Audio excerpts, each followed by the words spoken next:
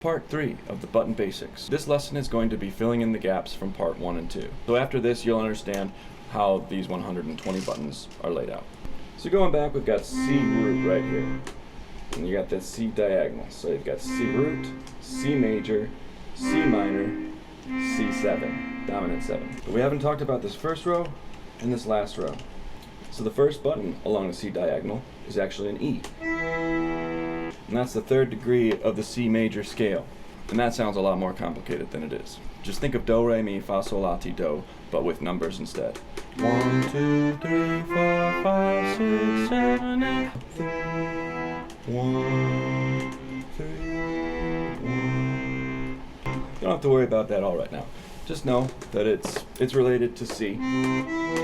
We got E, C, C major, C minor, C dominant 7, and then this very last button along that diagonal is a C diminished.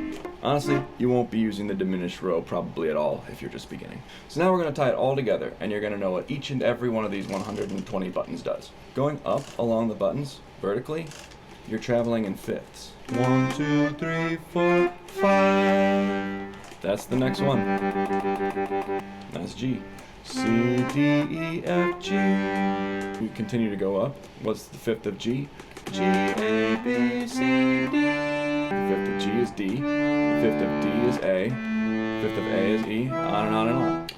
And the diagonals all remain the same. So let's just say you're in E.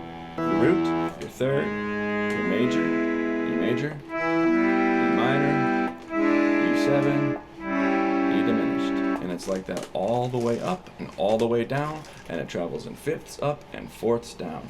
So 1, 2, 3, 4, C, D, E, F. So the fourth of C is F. The fourth of F is B flat. The fourth of B flat, E flat.